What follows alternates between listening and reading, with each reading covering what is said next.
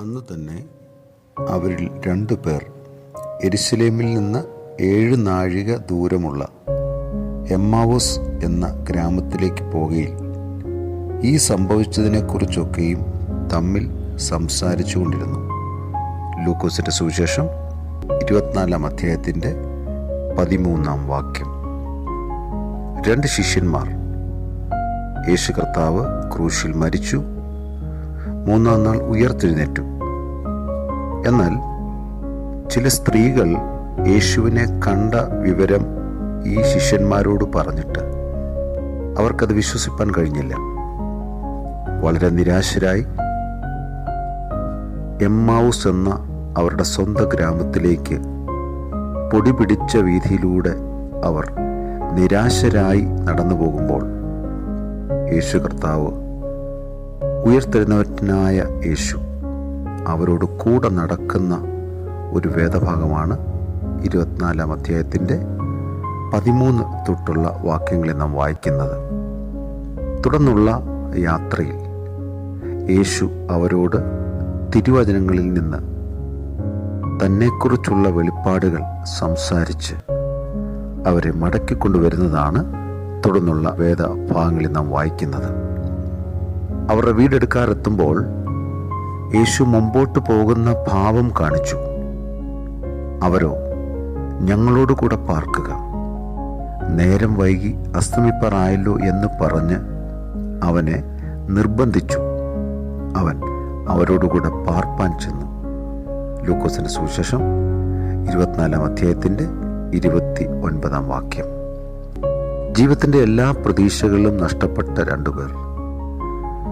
അവരുടെ മുമ്പിൽ ഇനിയും മറ്റു വഴികളൊന്നുമില്ല. അവരുടെ എല്ലാ പ്രതീക്ഷകളും നഷ്ടപ്പെട്ടവർ പരസ്പരം വേദനകൾ പങ്കുവെച്ച് മുമ്പോട്ട് പോകുമ്പോൾ അവരോട് ചേർന്ന് നടക്കുന്നവനായ ഉയർത്തെഴുന്നേറ്റ കർത്താവിനെ ഇന്ന് ഞാൻ ആരാധിക്കുന്നു.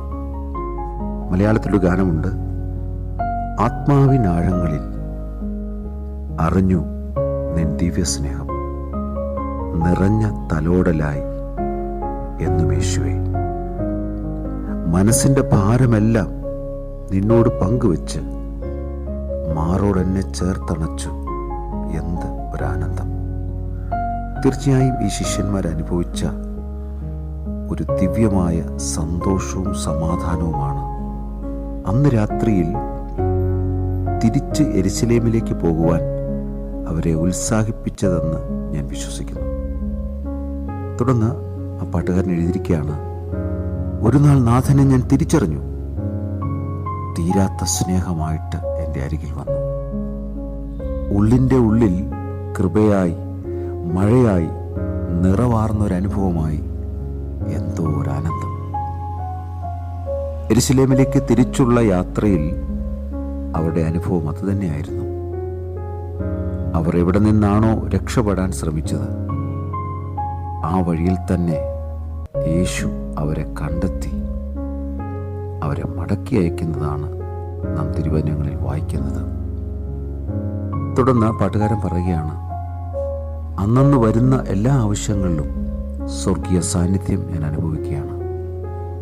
എല്ലാം നന്മയ്ക്കാക്കി തീർക്കുന്ന നാഥനെ പിരിയാത്ത ഒരാത്മീയ ബന്ധമാണിത്. എന്തോ ഒരു ആനന്ദം!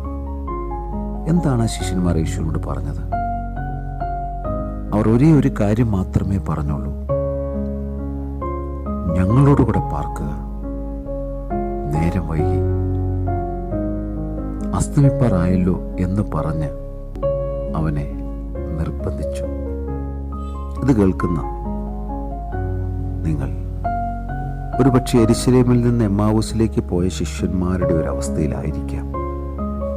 എന്നാൽ ഈ തിരുവചനങ്ങളിലൂടെ നമ്മോട് ചേർന്ന് നടക്കുന്നവനായ കർത്താവിനോട് നമുക്ക് പറയാം, കർത്താവേ, ഞങ്ങളോടുകൂടെ പാർക്കണമേ, നേരം വൈകുകയാണ്, സൂര്യൻ അസ്തമിക്കുകയാണ് എന്ന് പറഞ്ഞ് കർത്താവിനോട് ചേർന്ന് നടക്കുന്ന ഒരനുഭവത്തിൽ നാം കടന്നു വരുമ്പോൾ തുടർന്നൊരു ആത്മീയ കൂട്ടായ്മ നാം കാണുകയാണ്.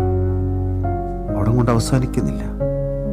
അവരുടെ ജീവിതത്തെ അവർ അഭിമുഖീകരിക്കുവാൻ അവർ തിരിച്ച് യെരൂശലേമിലേക്ക് മടങ്ങിപ്പോയതുപോലെ ദൈവസ്നേഹത്തിൻ്റെ ആഴങ്ങൾ അനുഭവിച്ചുകൊണ്ട് ഒരു മടക്കയാത്രയ്ക്ക് ഇപ്പോൾ തന്നെ ഒരുങ്ങുക.